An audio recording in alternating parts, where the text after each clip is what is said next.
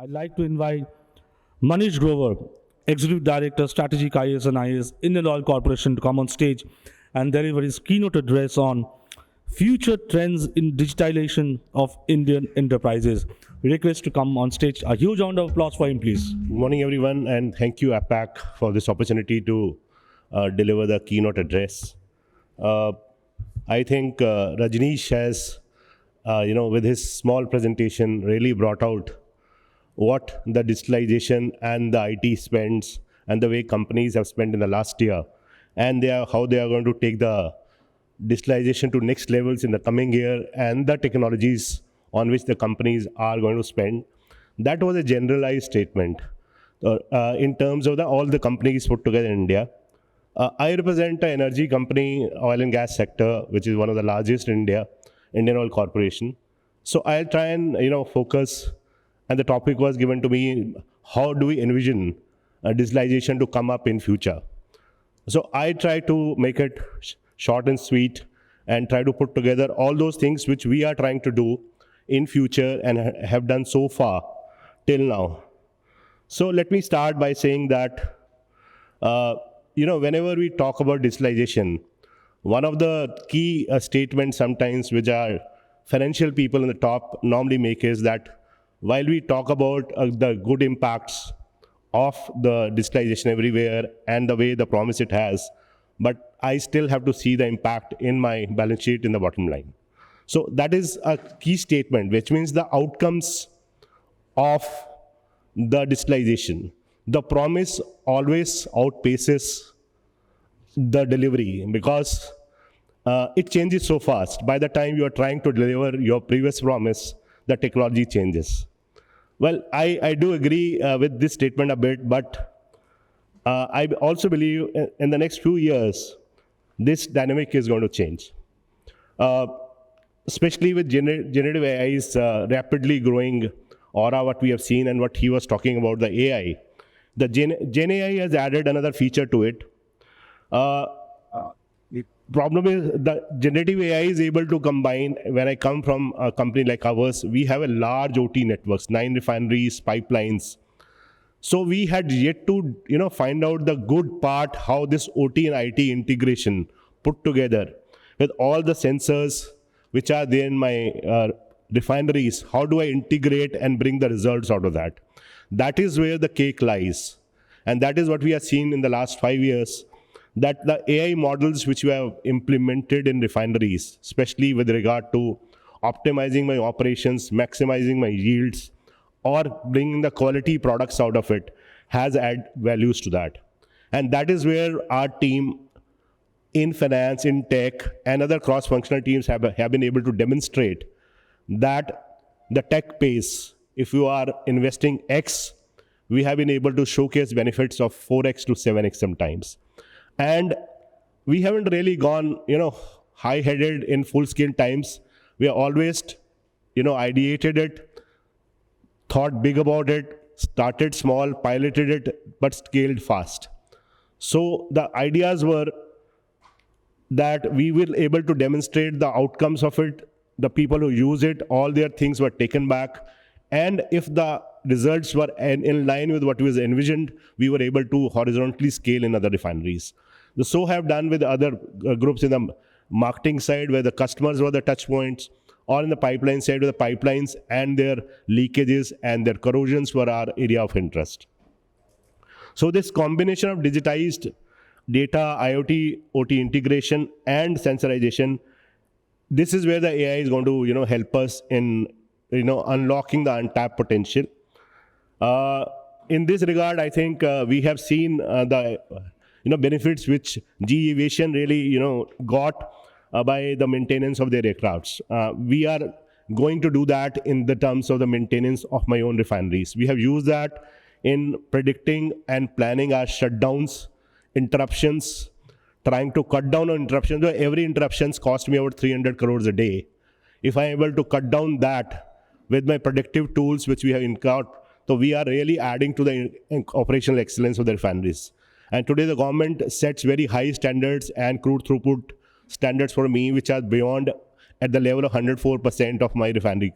Unless I make my refineries work to their capacity without interruptions, I won't be able to achieve those targets.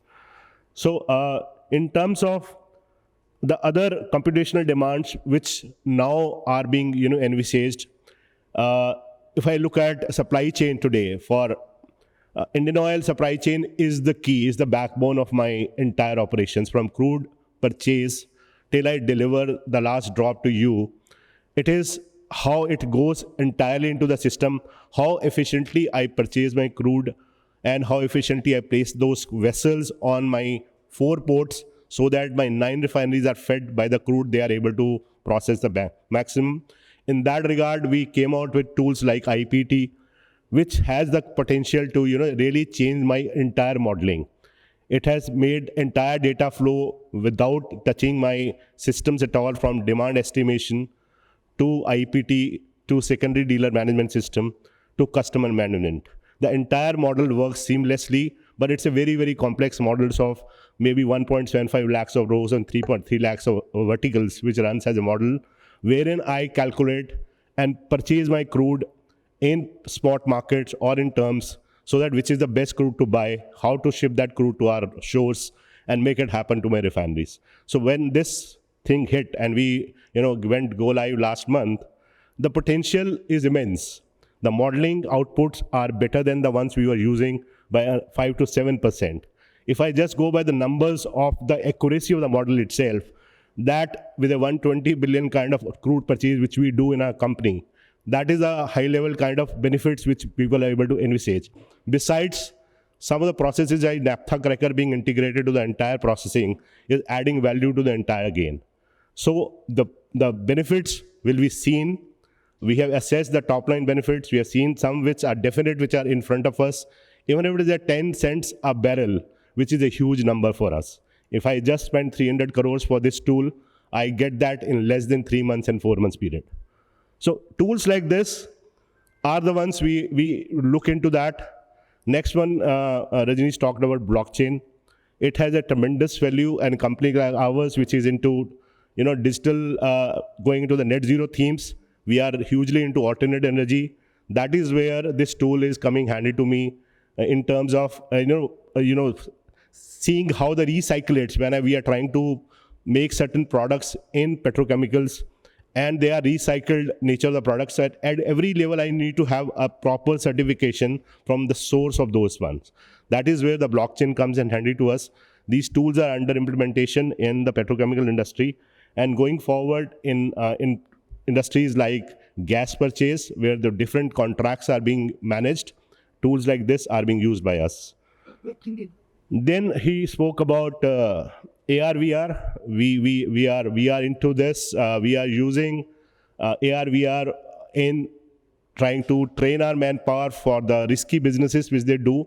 We have put up a digital experience center and put some of the use cases given by our HSE group, in which we are training my workforce in augmented reality, virtual reality, and mixed reality, and how to, in mixed reality, put up a compressor system of, doing it, putting it together, and then putting it back. And many use cases like working on heights or in confined spaces, or on places like where the hazard nature of things are there. These tools have become very, very handy to us. So this balanced approach of looking at these things for a business, as we have seen, it is the problem statement which matters. We don't go with a solution or a technology. We try and listen to that problem statement and then figure out a solution, give them a prototype of the entire thing, and then test the waters. The future trends are all in this direction. Next one, which we are really very keen, was in the OT side. We are putting in terms of the data security and the way we are a CII industry, we are trying to put them the first time in India is the OT SOC. So OT data will come and is to be monitored like we are doing the IT data today, and they are both getting integrated, thereby opening vistas of opportunities for me to, put AI ML on top of these data which are already in historians, and take the trimming data out of whatever the requirements are there. So today, more than 70 OT such initiatives in AI ML are working in our company, especially with regard to maintenance, with regard to the daily operations. the daily report on whatever the crude is processed, and the end product of the entire thing is being seen by us. In terms of flare monitoring, it is working. In terms of the heat exchangers, we are working on that. Today, 300 plus heat exchangers are being predicted in this fashion. So what I like to say going forward, what I see in digitalization is that we will need, as I rightly pointed out, when I look back and see what hinders me today to make it expansion, is my people first. I have to build that skill set. The skill set is very important. The technologies are changing, so there is a continuous need to upgrade my own workforce through certification courses, by attending conferences like this, the tech conferences, where a lot of cross-functional ideas come in. Then the change management part of the story. I can get things working, but to continue working on the things inside an industry where 35,000 more employees are working is a key challenge, and that is where we try. And as I said, one of the key factors will be to involve my workforce, democratize my data. And in that direction, what we have done is do regular hackathons on some emerging techs. We have done for mobility, we have done for RPA, we have done for AIML, we just did for GenAI. So best way to generate ideas within a company is to make all your people, whether tech or non-tech, come out with solutions and try to work around as model for solving those problems. So today we have 33 beautiful ideas given by my own teams. Top ideas are there for chairman to felicitate those winners and bring them live. Going forward, such a hackathon for sustainability, which is the next theme for us going forward. That's the theme for the company. So it has become a theme from us. How this sustainathon, we just, it was buzzword for the last 1 week. We had opened it for the entire country, for academia, for all the startups, for students to come and give their ideas on the 7 themes or 6 themes which were given to them on circular economy, alternate energy, circularity, and plantation management, and many such things. And we had also defined our problem statements there. We had received over 30,000 applications throughout the country from students, academia, institutions, and they will be putting up their, they have all through the MCQ process. So the teams are formed, and these ideas will come in, which will be judged. Again, our idea was to crowdsource the solutions and see which one fit best for us when we move on to our net zero goal in 2046. So it's a huge theme for me, and that is where the digitalization is in handy to them, that going forward, as our BRSR reports are to be there for visibility purposes and for transparency purposes, they should be derived, the data should be derived from the platforms, not by estimations. And when it comes to carbon trading, carbon computing, and bringing together my scope 1, scope 2, scope 3 emissions in the longer run, we will go one by one, scope 1, scope 2 to be attached first, which are 97% in my own refineries, so that this one platform will be, which we may call it an ESG platform, will take care of my environment, social, and governance parties when it comes to the image of the companies. So all the future themes for my company becomes a theme where the digitalization is hand in hand with them, providing those solutions.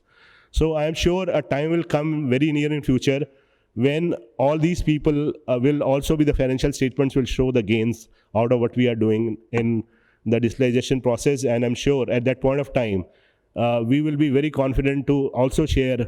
Today we have spent more than 1,000 crores in digitalization in my own company, and my line of sight profits are double or triple of this. But the process to identify and say this ideas and the financial gains are actual, we actually follow a path of cross-functional validations of what we are saying in terms of the tech persons, the people in the RHQs, and people in the finance jointly come together and agree to the numbers which can be tangible, which can be intangible. Like safety cannot be tangible idea, but if I add to the entire safety, my entire business depends on that. And if I am able to add that it is more safer, it means it is more better for my brand and better for all my refineries and pipelines to workforce. So with these ideas, I think we all look forward to digitalizations adding to the bottom lines and as well as the top lines of the company. Thank you so much for the opportunity. Executive Director from Indian Oil Corporation, for detailing out how Indian Oil is implementing tech for the various segments, be it AI, be it AV, be it blockchain. He charted out how Indian Oil is trying to make that digital transformation. And also, you mentioned about the hackathon. That is also very important, that you can have a lot of ideas being generated, which can help Indian Oil in the long run. Thank you so much. Can you have a huge round of applause for him, please, for his keynote address?